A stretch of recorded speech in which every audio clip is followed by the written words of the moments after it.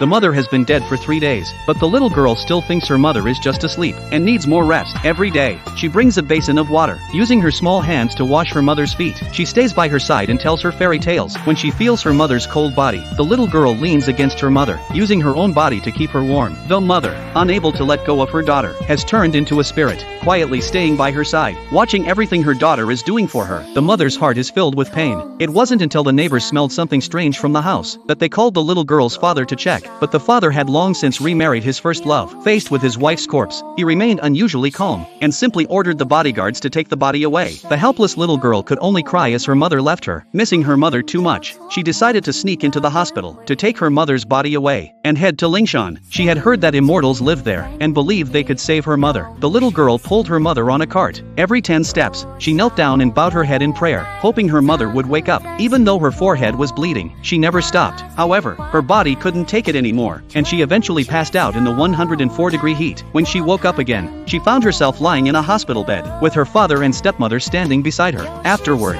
the little girl was taken home, in front of the father. The stepmother promised to treat her like her own daughter. This gave the father some comfort, but as soon as he left, the stepmother threw the little girl's hand aside, and ordered her to pour tea. Her son cruelly insulted the little girl's mother. The little girl, in her anger, pushed the boy down. Seeing this, the stepmother rushed over and slapped the little girl hard. She pressed her down on the couch and beat her mercilessly. The little girl's mother, now a spirit, watched from the side, but she was powerless to help. From that day on, the little girl was treated like a servant, kneeling on the ground to scrub the floors. The boy stood nearby, gloating. The grandmother even encouraged their behavior. When the grandson said he wanted a dartboard, the grandmother pulled the little girl over, made her stand in the middle of the living room, with an apple on her head. The boy blindfolded himself, and violently threw the darts at her. The little girl was terrified, but didn't dare to move. When the boy was unsatisfied with the first attempt, he grabbed a handful of darts to try again. At that moment, the father came home. Seeing what was happening, he flew into a rage, and questioned the stepmother for allowing this. But the stepmother shifted the blame, claiming it was normal for the two children to play rough, and insisted the little girl had volunteered to play the game. The father ignored the little girl's explanation, believing she was lying. The little girl was overwhelmed with despair. She ran crying into her room, burying herself in her blanket, hoping to escape from this world of pain. Later, the stepmother learned from the maid that the little girl had an inheritance of 30 million. Unexpectedly, the stepmother, driven by greed, planned to kill the little girl for the money.